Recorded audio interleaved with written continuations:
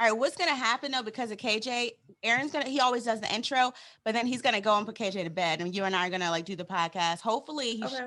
as long I as might show back up if he goes down, but if he don't, then it's just it's gonna be y'all too. Oh, okay, no worries. What's going on, everybody? This is the Ground Up Podcast. I'm your host, Aaron, and this is Keisha Rock. and this is episode 30. All right, guys, you know what to do. Listen, learn, and be inspired. Today, we're bringing you Jessica Rose, founder of She Really Had a Baby. Jessica Rose creates parody rap videos remixing songs like Cardi B's Bodak Yellow. Her hits have gone viral, reaching the ears of celebrities Viola Davis, Tiffany Haddish, and even Beyonce's mom. She is now a full-time content creator and author of Mommy, Can You Write Me a Bedtime Story?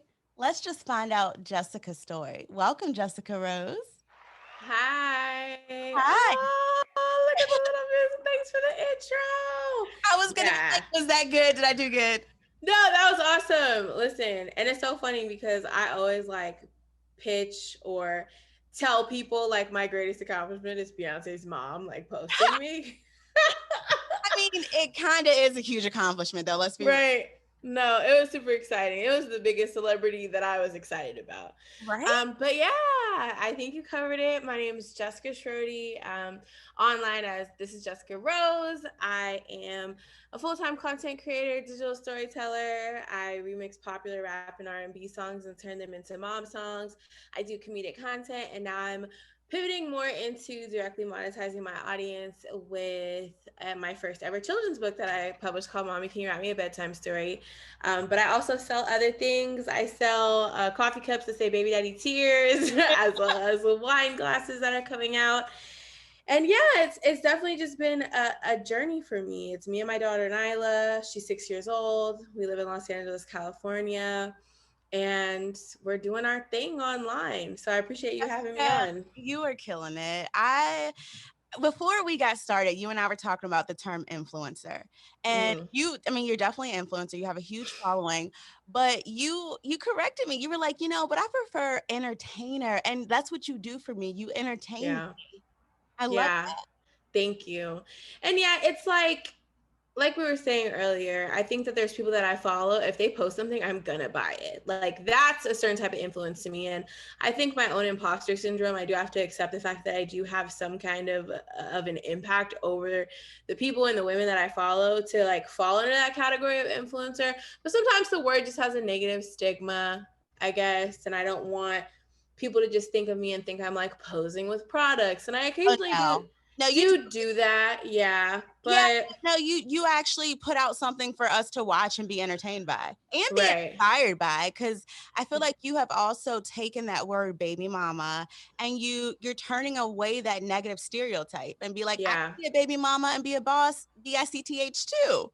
Yeah, I think that the word baby mama has such a negative stigma, particularly for women of color, Black women. Absolutely. When, white women are with child without husband, they're single mothers or, whatever other term, but baby mama is so like, is used to be almost disrespectful. It's almost like a burn when someone says, oh, but you just his baby mama. It's like, I'm having fun with the word baby mama. I call my baby daddy, like, what's up, baby father? What's up, baby daddy? Like, you know what I mean?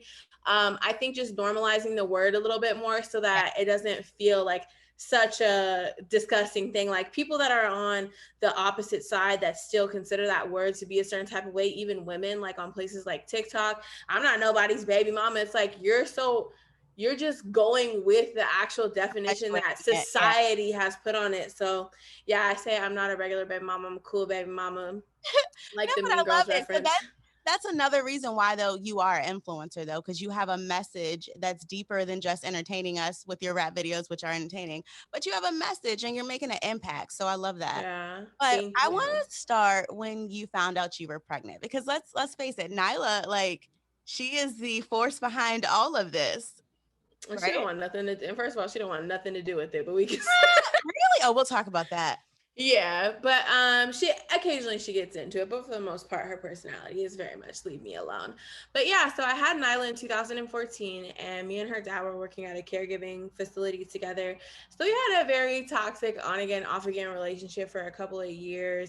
It was very messy, very rooted in just like a sexual lust, young and dumb, and I actually realized that I was pregnant because I was walking from the bus stop to my job to clock in, and I was like, my breasts hurt. Like, why do they hurt like this? And I stopped at CVS and I got a bunch of pregnancy tests, and like I took one in the bathroom, and I just remember being like, bruh, like there's no way. When I saw that it was positive, I was in a senior citizen's bathroom, like on the floor, literally sitting there, like, I don't even have a car. Like, Oh, and mind you, the week before, I had just found out that my boyfriend, quote unquote, at the time, had actually been engaged to someone through his mosque no. throughout the entire course of our relationship. So I'd actually cut it off with him, find out that I'm pregnant, and tell him. He begs for me to keep our daughter and to work on our relationship, and he'll be faithful and this, that, and the third. And what ended up happening was it was a very long 6 months of my pregnancy of me never getting over that deceit and him eventually getting tired of like being sorry. Yeah. So he cheated again and ended up leaving me at 6 months pregnant with his coworker.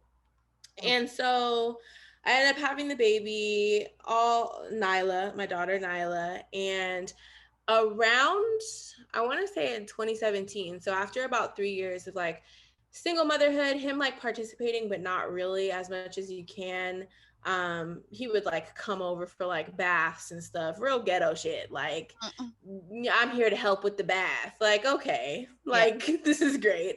Um, I decided to launch She Really Had a Baby as a blog because I always have been a writer at my core.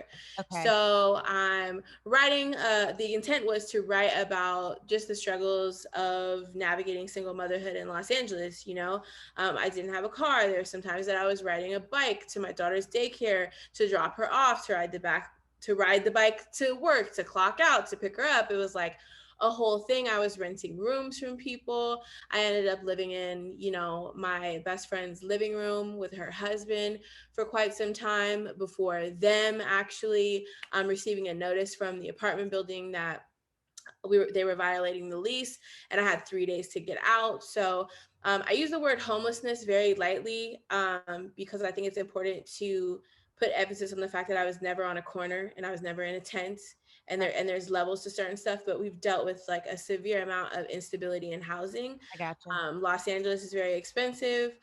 We did end up finding a place that allowed us to live there and rent from them, and we basically lived in a really really small, no kitchen, no tub, like box for quite a few years. And throughout that time, I was blogging but wasn't really getting any traction, wasn't really getting the support outside of my couple of core homegirls from high school who were interested in my writing. And then I did this one video where I was just messing around with Nyla in my lap in my car, and I rewrote the Bodak Yellow song. So she's sitting in Yes. my lap, and I had maybe 600 followers at the time. And did you On put this on Instagram? I posted on Instagram. Okay. I posted it on Instagram, and I was talking about just mom rap stuff. It was like, little girl, you can raise yourself if you wanted to. I'm your mommy. Yeah, I birthed you. That means I make all the rules, right? Telling jokes. It was like jokes about motherhood, jokes about my baby daddy. It's always a joke about my baby daddy in my house. I posted on Instagram, And then what happened? and it just started going crazy. Like, I was in awe. It started obviously with my friends and my family that were following me. Yes. They were so wowed by it that they started going ham on like tagging people.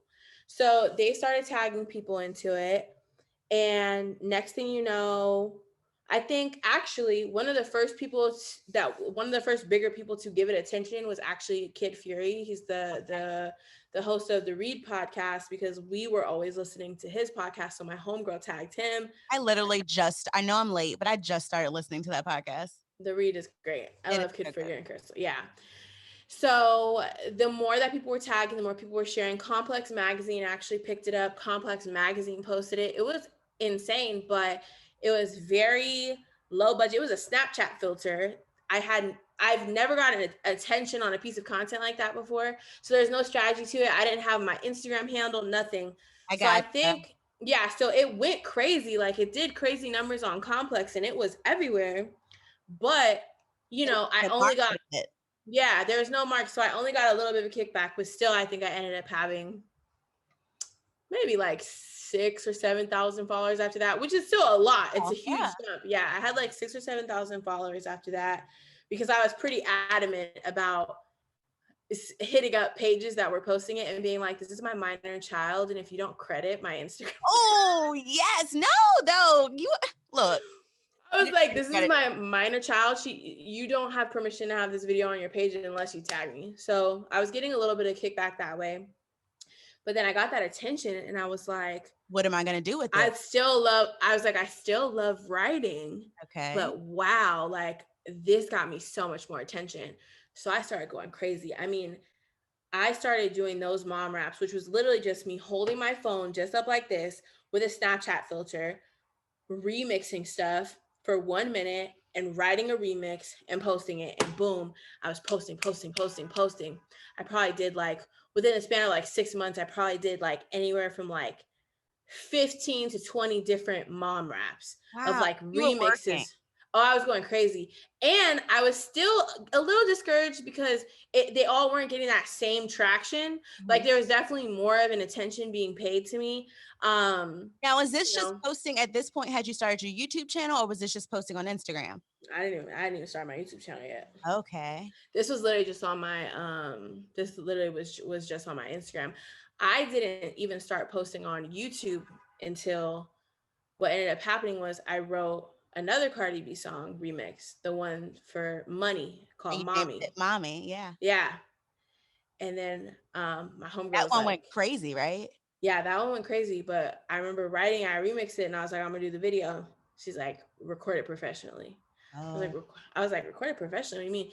So my homeboy, Kendra, went to his house. We recorded it professionally. And then my homegirl's a videographer. She's like, let's do a music video. I'm like, a music video? She said, yeah, we're gonna get you some sexy lingerie. I got a little studio. You don't have to pay me. Just book the studio to film it. We got it. We recorded. The song was trending at the time. The Money song by Cardi B. so right timing. It was the right time. I puts it together. I'm like, this is a music video. I'm throwing baby wipes in the video like it's dollar bills. So it was legit. It was legit. So I'm like, this is crazy. I post it. It goes crazy with my following at the time, right? But it actually sat for like 2 weeks before it picked up crazy. I'm driving into work. There was a specific week that it just went crazy in what I like to call Black Hollywood. Like somehow Anthony Anderson posted it. After Anthony Anderson posted it, Viola Davis posted it. Woo!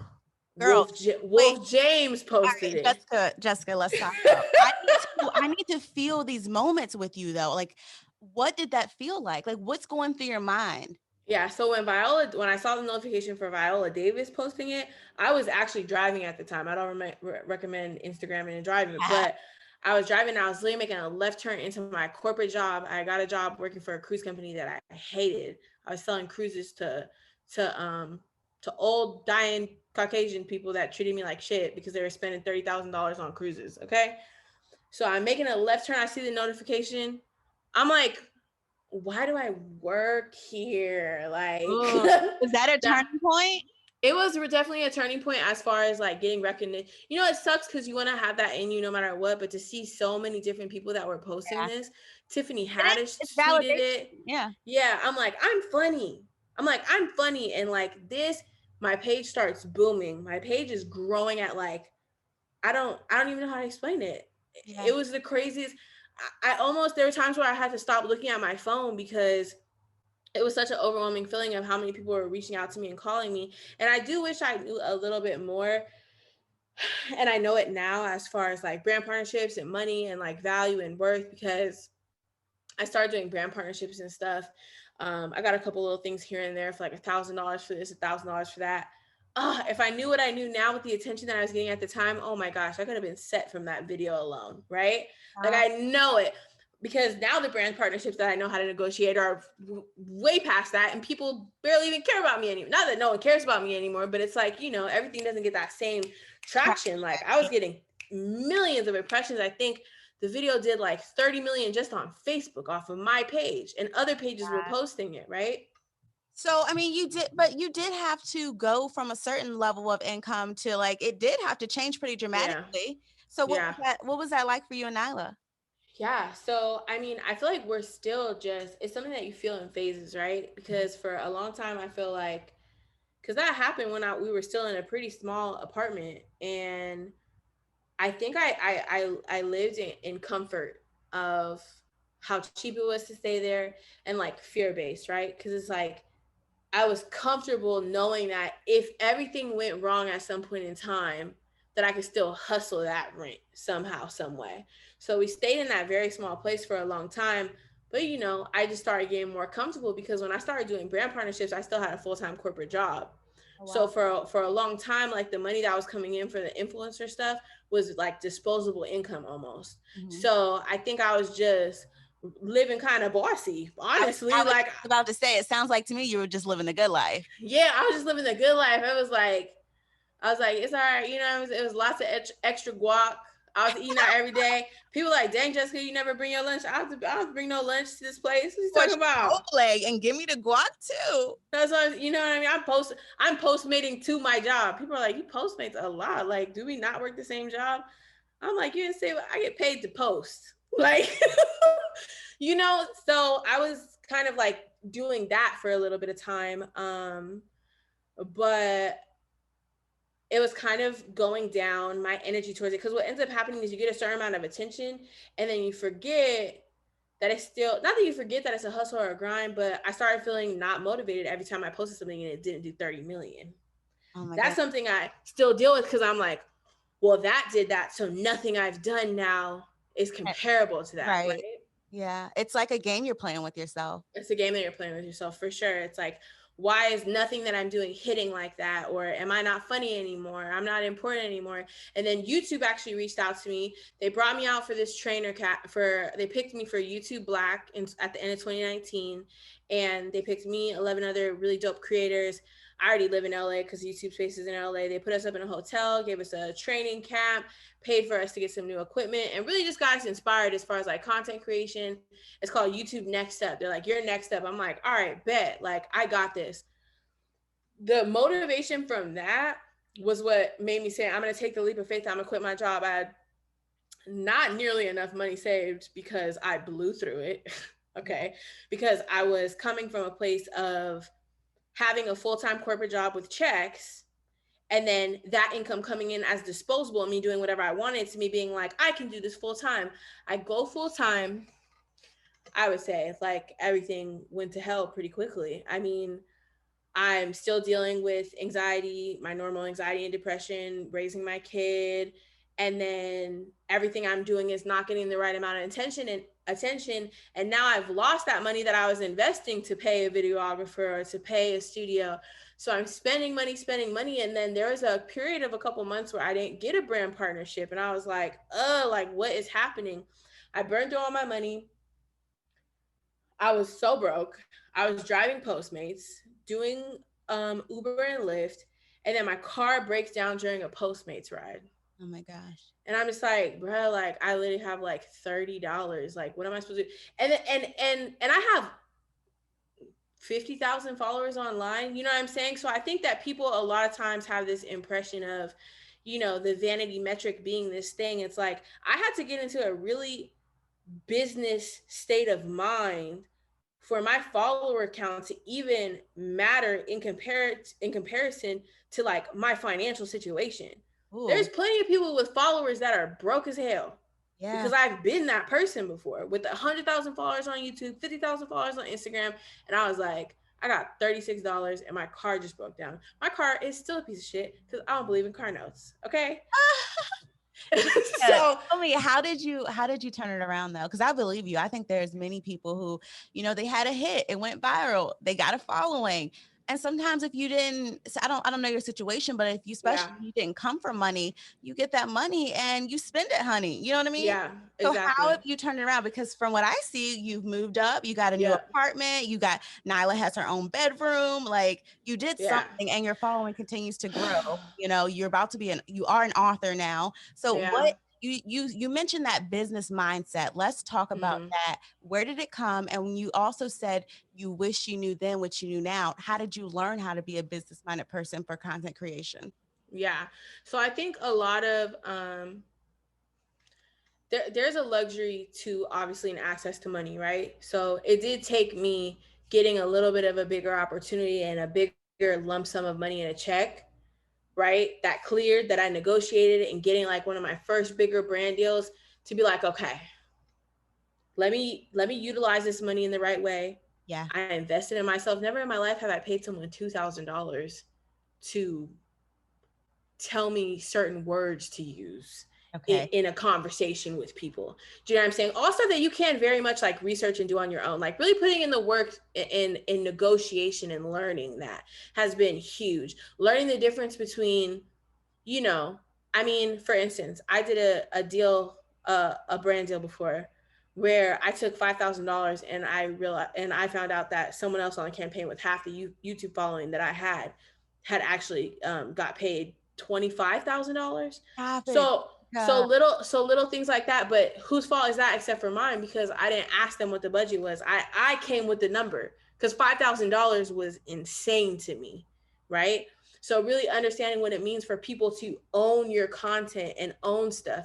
Because I've signed and done plenty of deals that I know are gonna come around and bite me in the ass because I gave them lifetime usage to shit for $500. oh That my, when I'm popping and I hit 1 million followers on Instagram, it's gonna be some random ad of me with some can of soda that they're gonna leverage off of because I signed that away. Really focusing on understanding like what it means, what ownership means, an email list, right? I've been really diligent now about connecting directly with people outside of social media because Instagram be having me messed up. The other last week I couldn't even like nothing. They I just told know me my that. account. Yeah. Yeah. So, really understand that like ownership. I want to have a direct connection to people, directly monetizing people. You know what I'm saying? Like things like that. What helped you? Tax. What helped you? Was it just experience or what or who helped you Right. learn So this? it was like a whole series of things that had happened. So long story Long story short. that never long story short never goes well, right? Okay.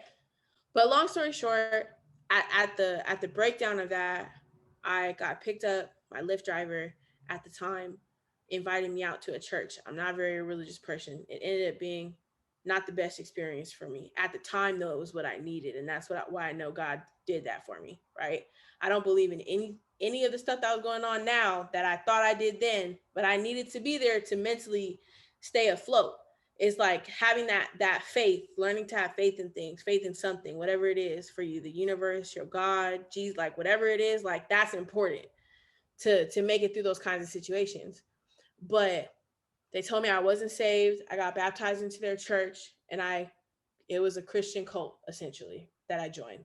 I deleted all my content. You can't find that mommy video many places now because I was convinced that it was sin. I could not find the video, and I'm like, Keisha, you're good at this. Why can't you find this? Well, because I thought that I was sinning. I thought that my content, I was convinced, right? I got baptized into a Christian church, into a Christian cult, because I don't want to call it a church. And they convinced me that all my content was sin. I had to confess my lifelong sin to a group of people. I recently got out of this. My life just started upgrading again. And I left when they told me that God gave us stimulus checks to give to them. I said, very intense stuff. I wasn't allowed to be alone with men anymore. If I didn't give contribution by Sunday, what was wrong with my heart? But like I'm saying, like I met some great people and I don't think they know what they're doing, but they're using the Bible the wrong way. But it was what I needed at the time. It does suck that I wiped some of my great stuff though.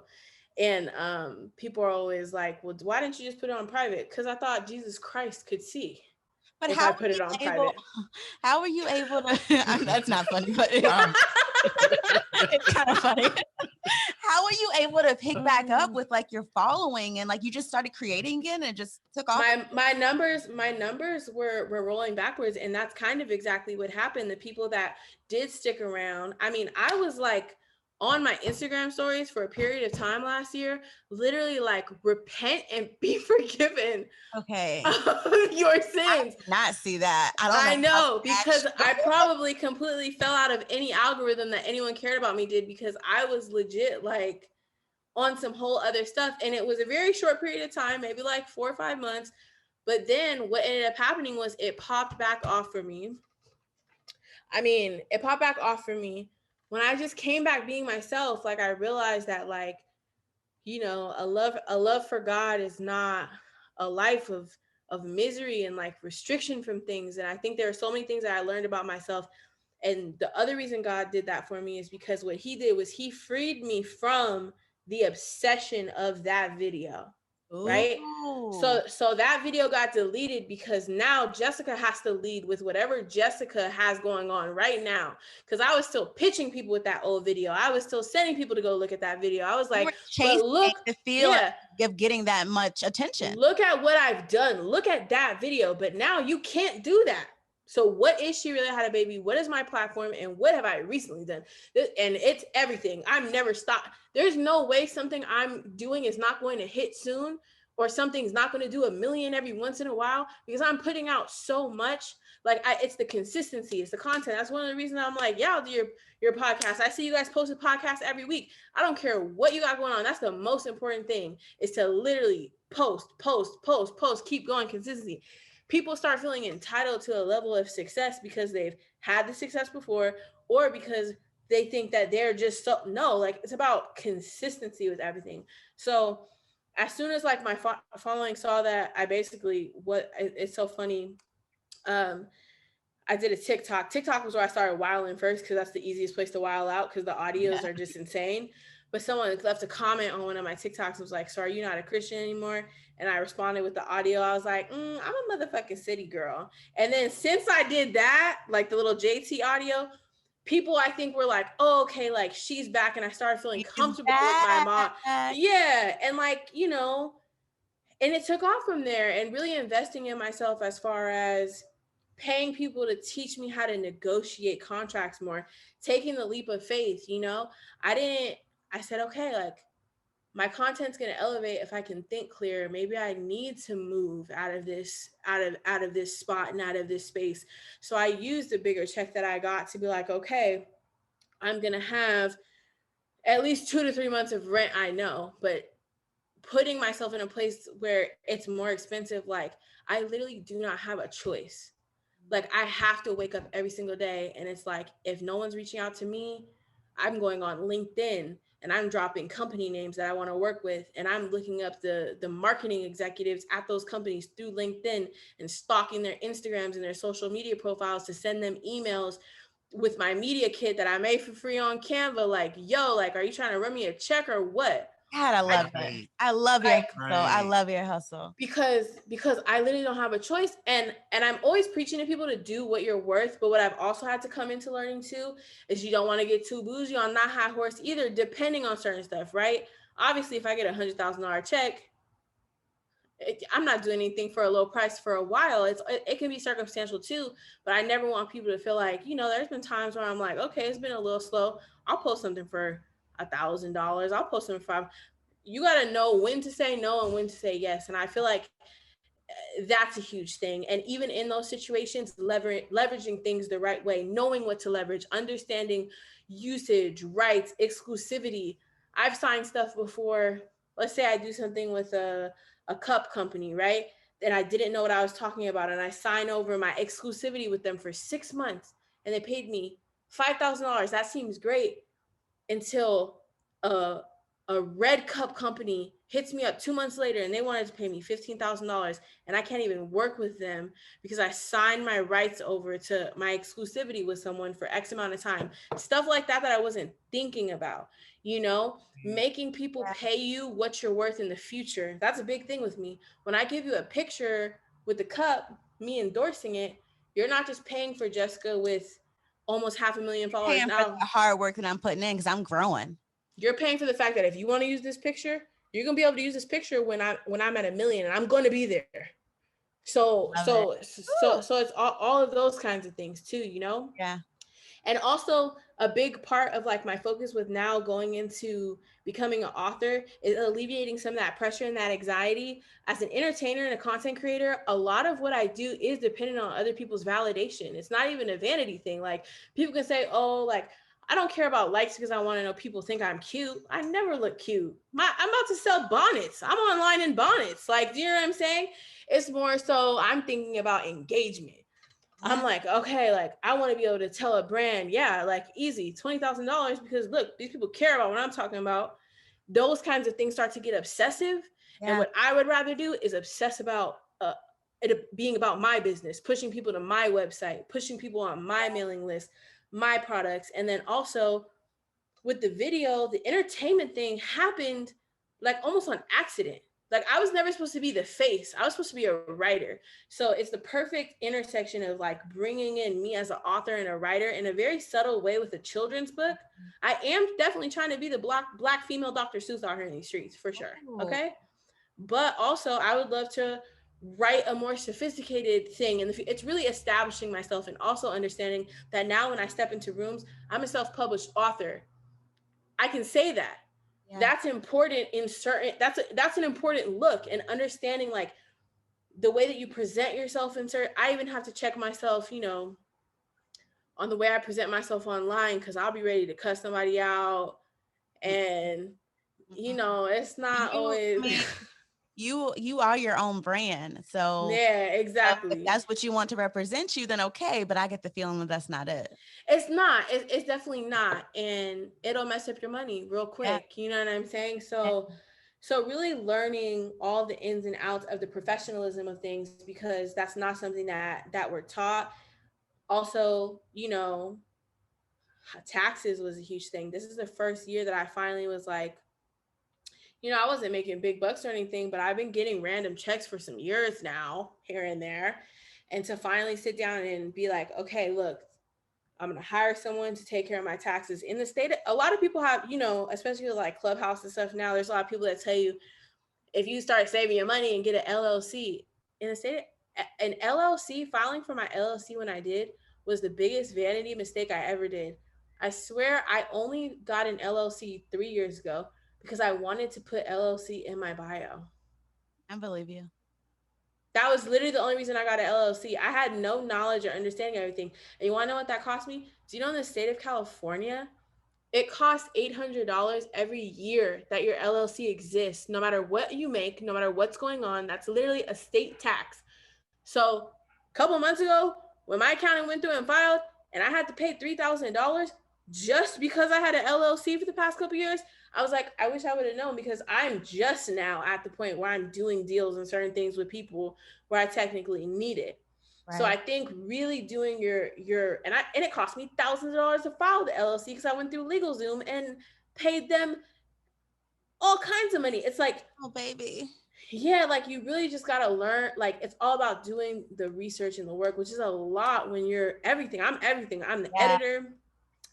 Girl, sometimes I'm the videographer. I got a tripod that tracks me with my phone. Like, I don't be playing. Like, Do you foresee yourself like, so let's talk about where you're going. Do you foresee yourself yeah. getting a team?